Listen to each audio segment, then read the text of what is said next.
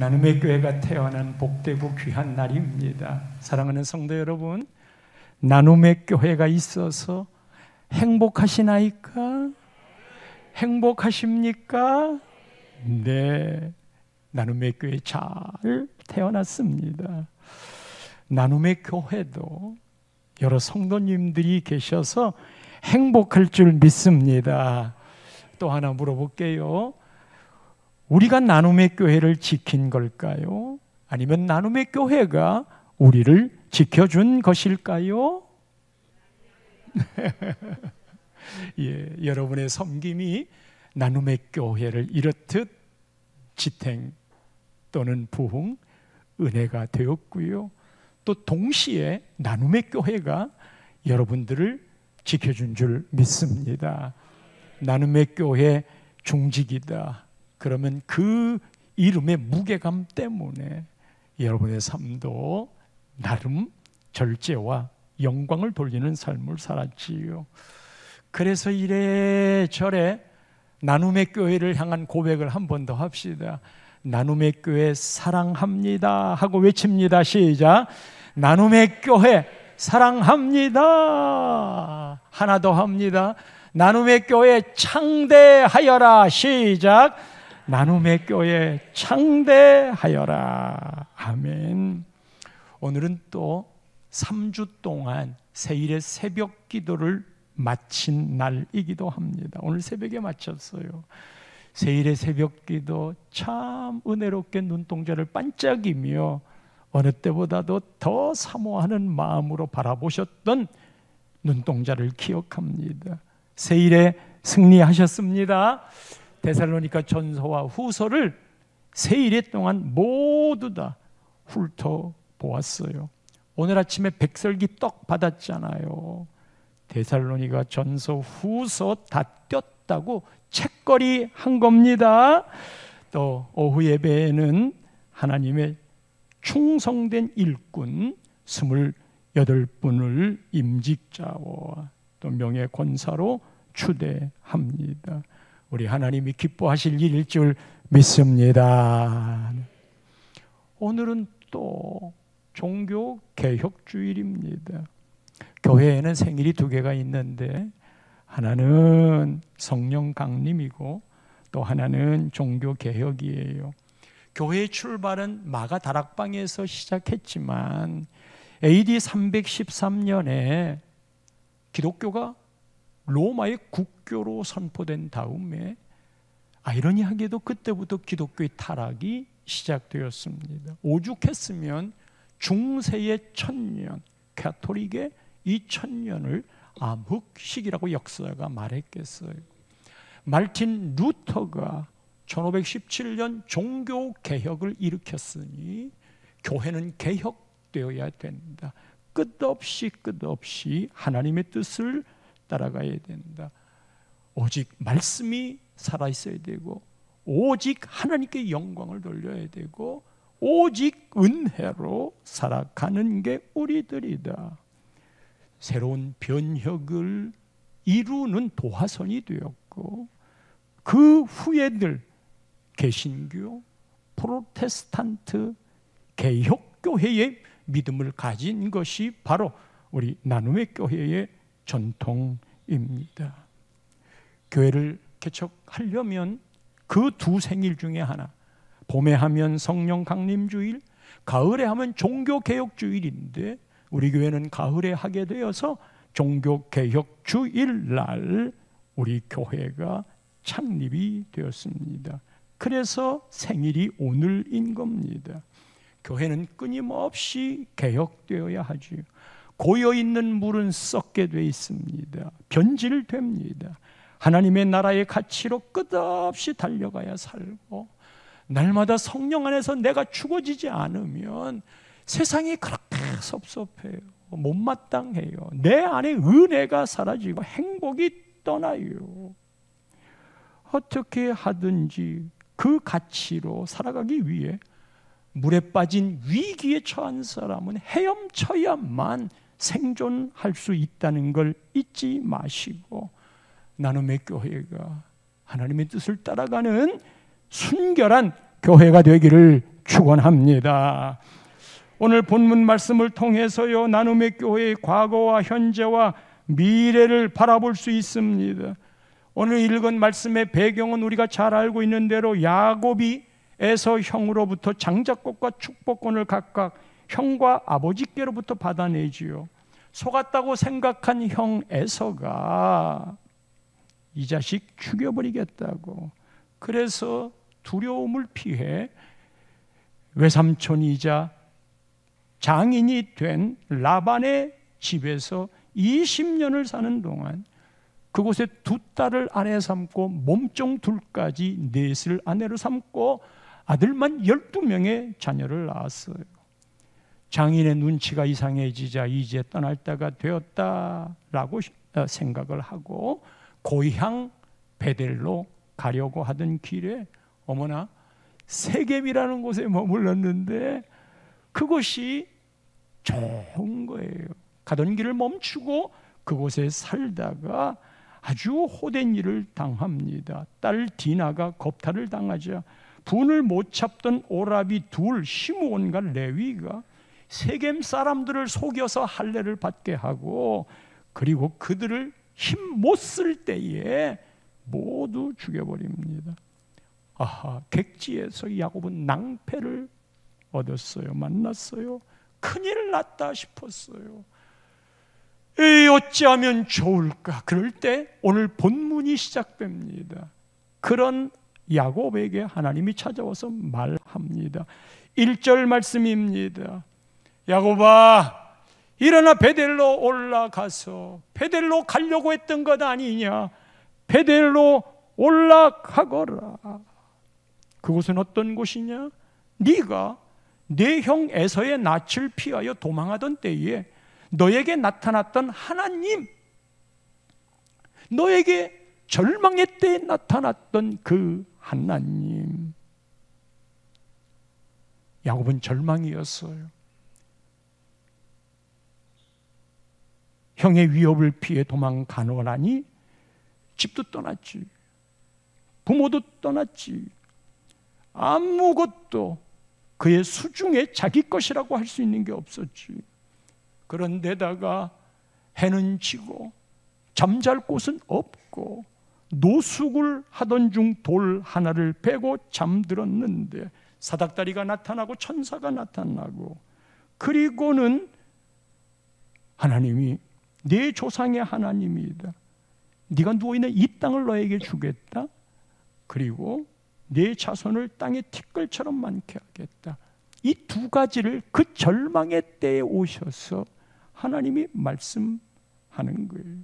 그리고 창세기 28장 15절에 도무지 잊을 수 없는 그 절망의 상황에 하나님이 하시는 말씀, 내가 너와 함께 있어, 네가 어디로 가든지 너를 지키며, 지금 미래가 불투명합니다. 너를 이끌어 이 땅으로 돌아오게 할지라. 내가 너에게 허락한 것을 다 이루기까지 너를 떠나지 아니하리라.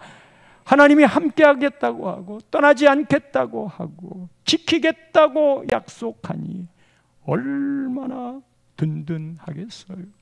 사랑하는 성도 여러분, 절망의 때에 이렇게 나를 찾아오신 그 하나님, 그래서 야곱이는 이 일을 보고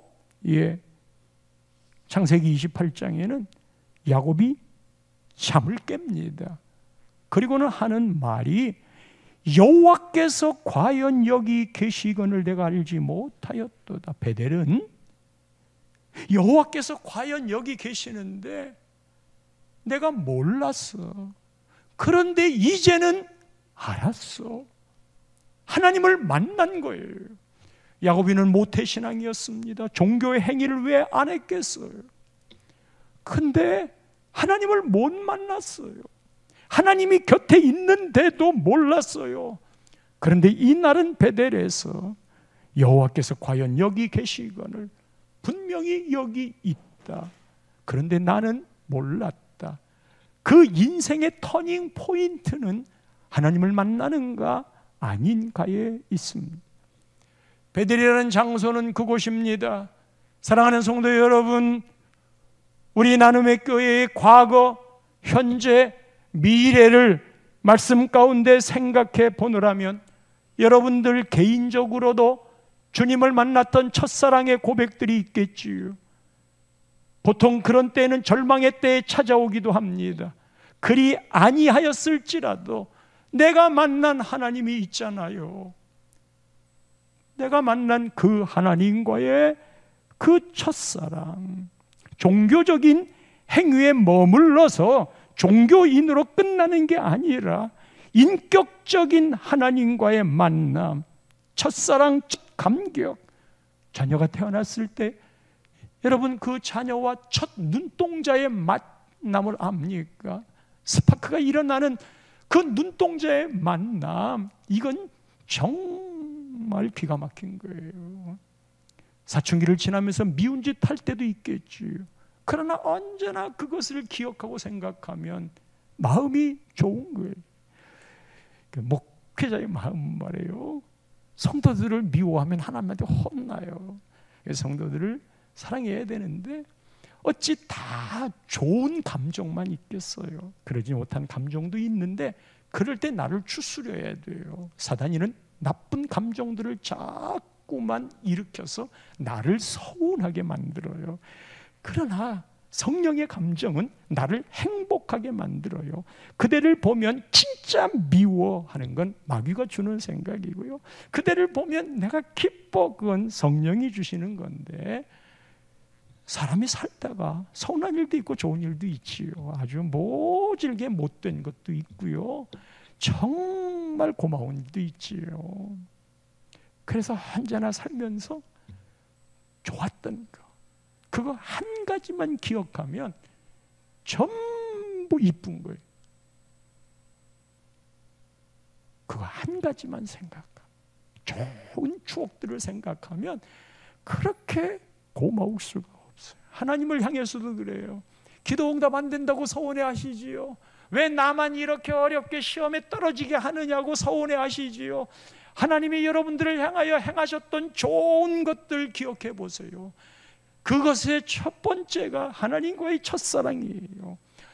야고보에게 베델로 올라가라 라고 말한 건 그곳에서 만났던 하나님, 그 과거의 그 하나님, 처음에 예수 믿으려고 다짐했던 하나님의 그 사랑의 발로, 이런 것들이 우리 가운데 남아있는 그 순수함 순백의 그 시절들로 다시 돌아가 보거라. 그러면 그 실로 가면 변질된 나를 발견해요. 변질된 나를 발견하면 그 다음 단계가 회개하는 거예요. 그리고 내가 참 못된 사람이다, 그런 고백이 이어지는 것이지. 개인도 항차 그러하거든. 나눔의 교회가 세워졌을 때에 사랑과 다짐은 왜 없었겠어? 하나님의 사랑의 발로, 그리고 어떤 고생도 각오하겠다는 다짐, 영혼이 돌아올 때 맛보는 이 감격의 자리, 한 영혼이라도 끝까지 따라가서 그 영혼을 붙잡겠다고 하는 그 기쁨, 그리고 나눔의 교회는 이 지역에 꼭 필요한 교회가 되게 해달라는, 나와 하나님 사이에 첫 감격들, 다짐들이 있어요. 교회가 커지면 사람이 변한다고 그러지.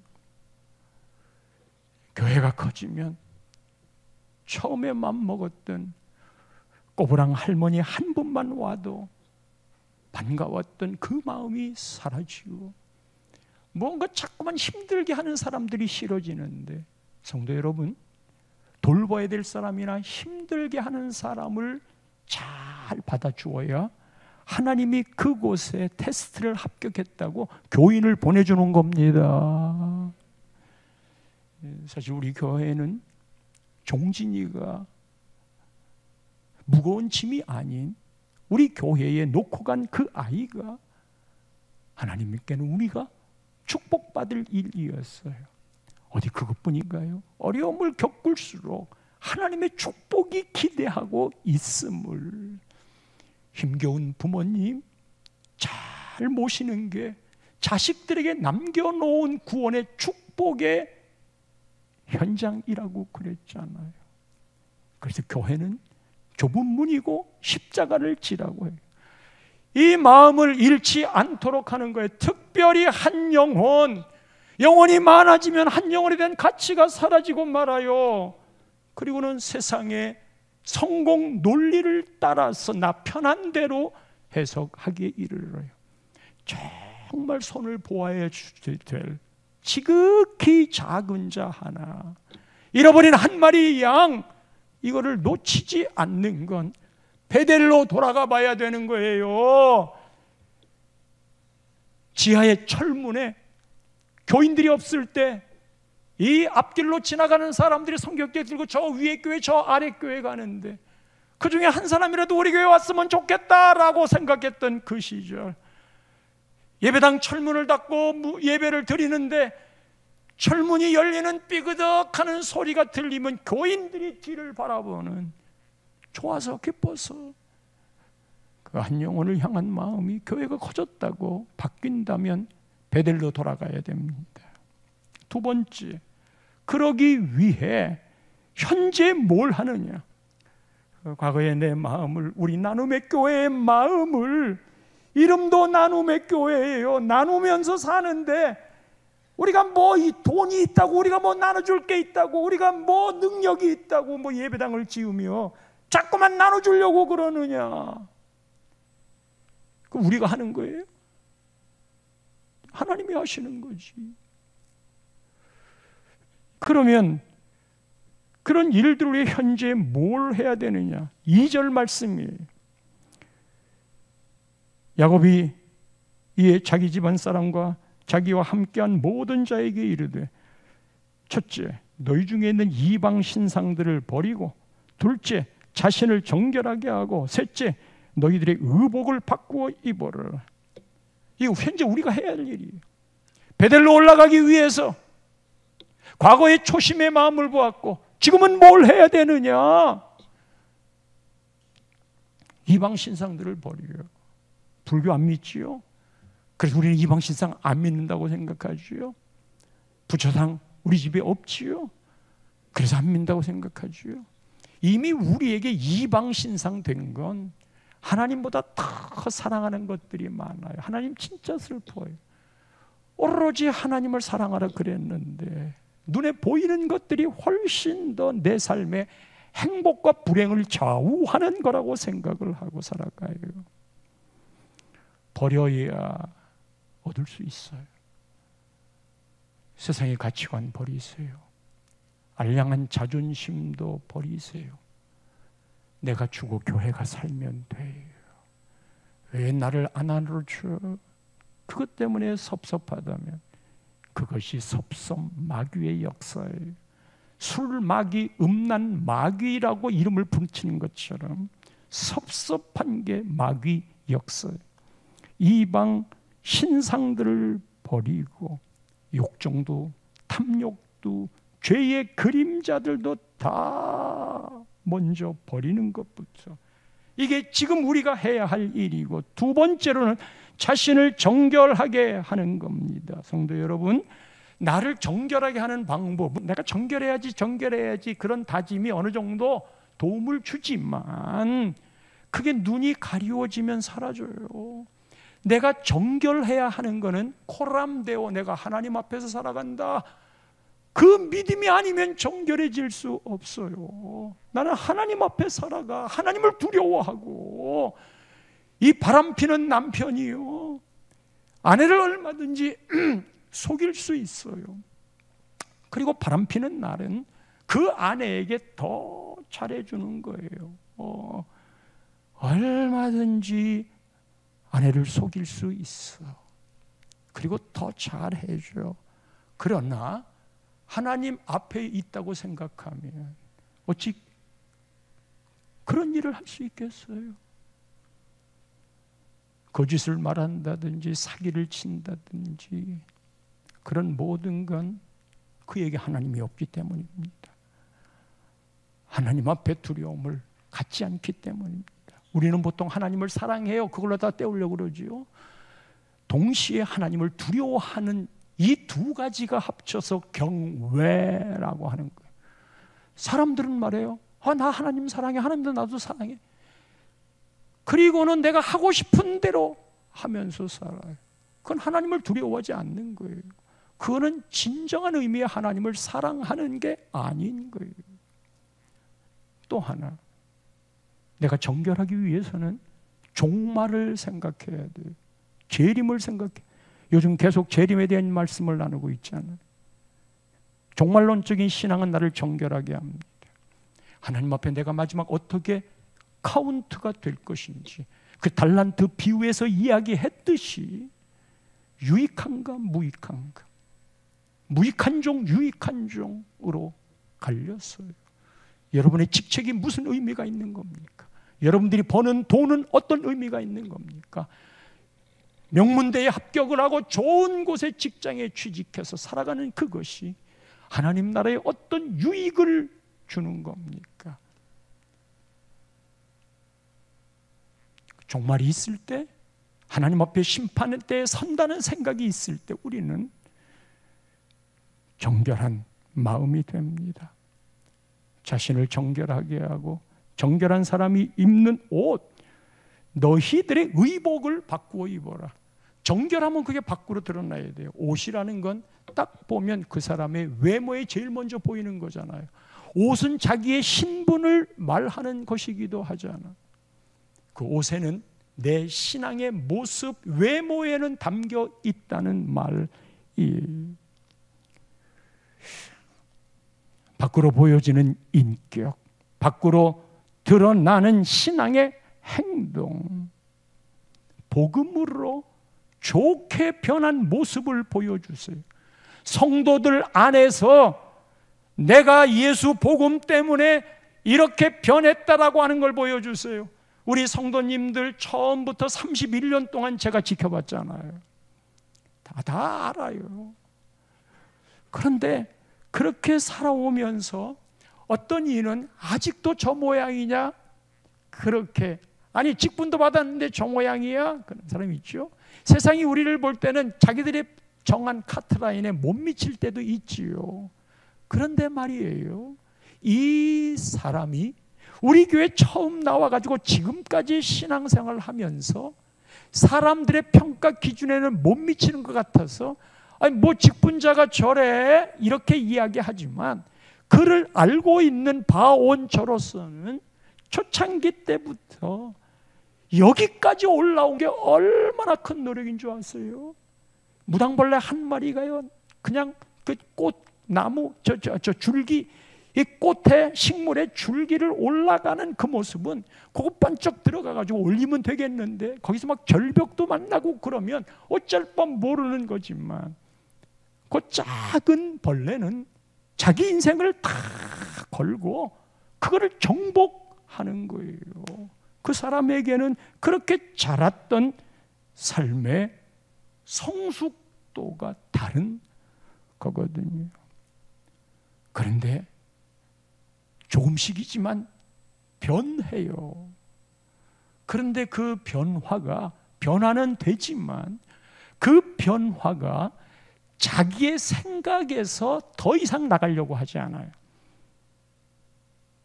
주님 나를 써주세요 그러지 않고, 내가 요 정도만 할 테니까 주님 나를 간섭하지 마세요. 자기가 타협해요. 그리고 모든 말씀들을 자기가 정해놓은 기준에서 살려고 그래요. 이거를 현재 옷을 바꿔 입어야 돼. 이것을 버려야 돼. 이 정결케 하는 최고의 것은, 현재 해야 될 최고의 것은 회개입니다. 그렇게 하자. 4절 말씀에 보면 그들이 야곱의 말을 듣고 손에 있는 모든 이방 신상, 자기 귀에 있는 귀고리 다 빼서 감나가는 거예요. 야곱에게 주었어요. 야곱이 이거 팔아가지고 귀금속이니까 필요한 데 쓰면, 여정 떠나는 데 쓰면 될 텐데, 그러지 않고 그것들을 세겜 근처 상수리 나무 아래에 묻었어요. 에베소 교회의 마술사들은 그때 인쇄술이 없어서 책이 얼마나 얼마나 귀하고 비쌌는데요. 마술하는 사람들 그 책으로 마술을 하는 건데, 예수 만나서 복음을 만나고 급하게 바뀌어버렸어요. 그리고 결단했어요. 이 책 비싼 값이지만, 그러나 이거 다른 사람한테 팔면 거기서 또 해쳐먹을 거니까 아예 불태워버리죠.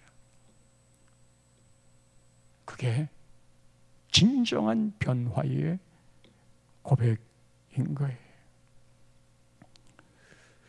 마지막 끝으로 세 번째 앞으로 할 일, 미래입니다. 하나님이 왜 베델로 올라가라고 했느냐?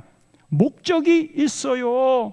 1절 말씀에 보면 하나님이 베델로 올라가라 하고 야곱에게 이야기할 때 맨 끝에 보면 거기서 하나님께 제단을 쌓으라, 거기서 제단을 쌓으라 그랬어요. 야곱이가 이 말을 듣고 3절에 끝부분에 이렇게 말합니다. 내가 거기서, 다 베델이죠, 제단을 쌓으려 하노라. 하나님은 제단을 쌓아라 그랬더니 야곱이는 제단을 쌓으려 하노라. 근데 왜 제단을 쌓으려 해요? 하나님이 어떤 분이기에? 왜 우리가 예배를 드리려고 그래요? 하나님이 어떤 분이기에? 내 환난 날에 나에게 응답하신 하나님, 내가 가는 길에서 나와 함께 하신 그 하나님께 우리가 할 수 있는 일은 제단을 쌓는 일이라. 나를 그렇게 사랑하시고 지켜주시고 인도하시고 은혜를 베푸신 그 하나님께 우리가 할 수 있는 일은 거기서 제단을 쌓는 일이라. 그 하나님께 우리가 할 수 있는 일은 예배하는 일이라. 그게 베델로 올라가는 이유입니다. 제단을 쌓으려 한다. 그리고는 드디어 루스 땅 베델에 이르릅니다. 그리고는 7절에 보면 야곱이가 그가 거기서 제단을 쌓고, 자 이렇게 돼요. 하나님이 제단을 쌓아라 그랬더니 야곱이가 제단을 쌓으려 하노라 하고 자식들에게 이야기했어요.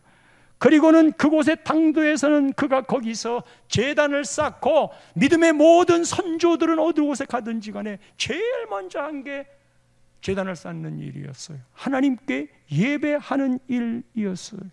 여러분, 이스라엘 백성들이 애굽에서 고생할 때 하나님이 모세를 통하여 애굽에서 광야로 이끌어내실 때, 그때 왜 광야로 가느냐? 애굽 땅에서 왜 광야로 가게 하느냐? 그 목적이 뭔지 아세요?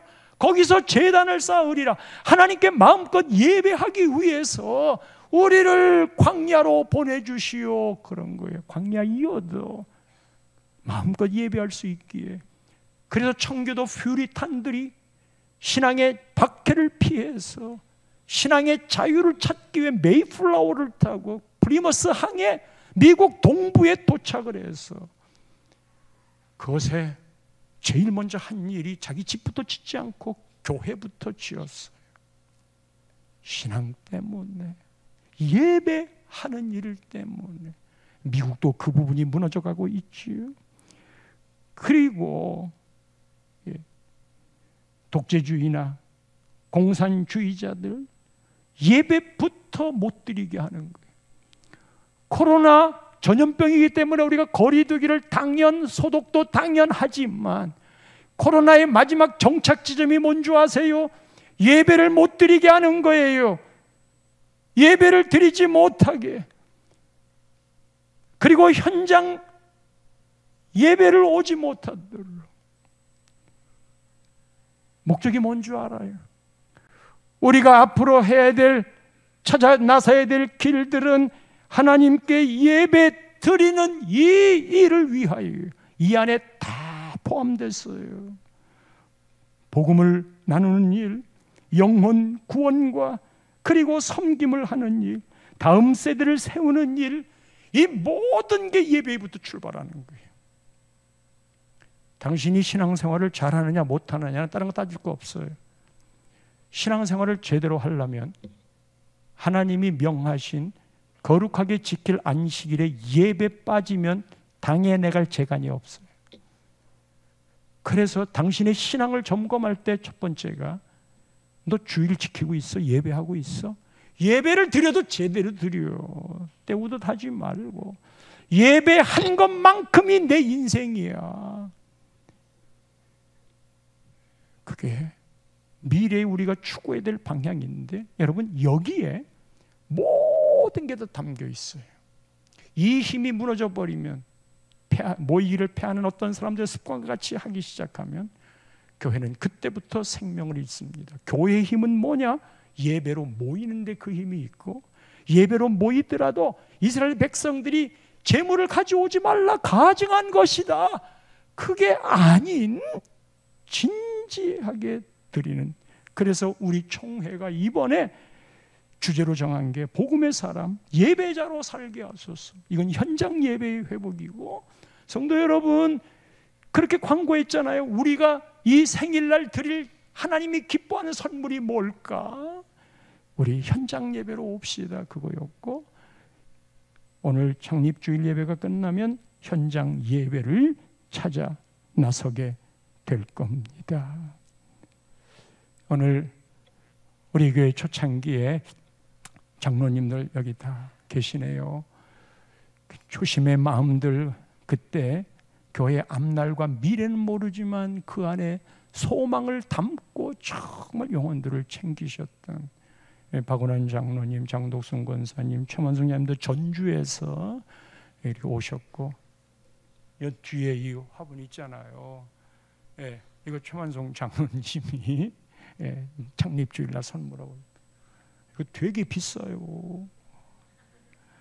그리고 전유승 권사님도, 예, 고인 대신 곽상한 장로, 진미숙 권사, 그리고 잊지 못할 분 중에 한 분이 이전진 전도사님, 우리 교회 초창기부터 와서 그 전사님이 그냥 몹시 기도를 하셨어요. 나눔의 교회, 세계적인 교회, 우리 목사님 진실한 세계적인 목사. 세계적이라는 건 규모나 사이즈나 유명도가 아니고 하나님 앞에 인정받는 목사라는 의미로 저는 해석을 하거든요. 그런데 오늘 우리 이영구 장로님, 우리 이경희 집사님 내외와 함께 오셨어요. 윤기래 권사님 돌아가시고 난 다음에 장로님 많이 마음이 아무래도 쇠해지신 것 같은데, 어제도 전화를 드렸어요. 이 장로님 오시고 싶어 한다는데, 나눔의 교회 오시고 싶어 한다는데, 우리 이경희 집사님하고 나눔의 교회 오늘 꼭 좀 모시고 왔으면 좋겠다고. 근데 우리 이 집사님이 그러더라고요. 예, 아버님이 가시고 싶어 하셨으니까 식사를 잘 안 하시면 아버지 진지를 드셔야 나눔의 교회 예배드리러 가보지요. 아버지 좀 일어나 또 걸으셔야 나눔의 교회 예배드리러 가시지요. 컨디션이 나빠지셔서 오늘 어떻게 될지 모른다고. 그런데 오늘 장로님 오셨어요. 이런 생각을 해봤습니다. 노년의 삶에 그때 기억나는 교회, 가보고 싶은 교회, 그때 만나고 싶은 사람이 있는 교회. 신학수 장로님도, 과천 먼 길에서 신용필 장로님도, 그리고 우리 윤윤석 장로님, 교수님도요. 우리 교회에서 말없이 섬겨주는 그 은혜, 이육상 장로님도 역시 그렇고요. 한 분 한 분 우리는 그런 복음의 추억, 믿음의 추억을 먹고 살아가는 사람들인데, 이 땅에 살면서 할 수 있다면 하나라도 서운한 말들 하지 마세요, 서로가. 그리고 할 수 있는 대로 사랑의 말로 힘들고 어려울 때 가서 도와주고. 그래서 우리 장례식을 치르는 그때에는 진짜 마음속에서 내가 존경했습니다. 너무너무 허전하네요. 그러나 제 가슴에 떠나셨어도 가득 찼어요. 인생 짧게 사는 건데 그렇게 만들며 살아야지요.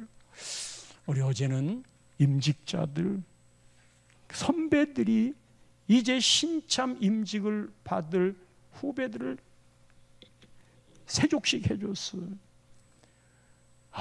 얼마나 은혜의 도가니처럼 울고 그냥 기도가 끊이지 않고, 그리고 서로 만나서 사랑한다는, 전부 다 권사, 안수 집사들만 와서 모인 건 그렇게 좋았어요. 그렇게 좋았어요.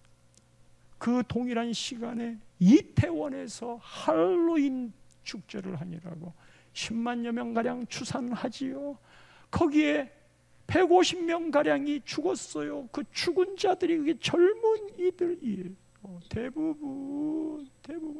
아니, 대한민국에서 어떻게 깔려서 죽어? 예전에 인도네시아에서 얼마 전에 사람이 나가다가 깔려 죽었다고 그랬을 때 이게 후진 나라이지 그랬는데, 그것도 젊은이들이 이 좁은 골목 가파른 곳에 위에서 사람이 누구 온다고 그랬는지 그냥 밀어대니까 도미노처럼 다 쓰러지는데, 그것도 몇 층씩 쓰러져서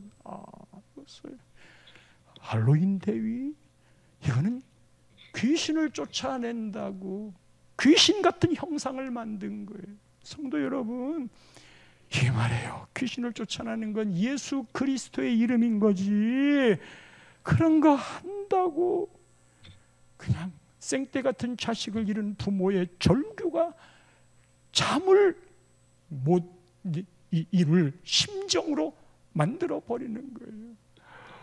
하나님, 오늘 새벽에 이야기하면서 우리 나눔의 교회하고 관련된 사람이 없나요? 하고 묻기도 했지만, 이 말을 하는 건, 사랑하는 성도 여러분, 이것이 나눔의 교회가 해야 될 비전임을, 세상이 교회를 향하여 교회가 희망이다라고 할 이 생각들을 하도록 이 말을 꺼낸 겁니다.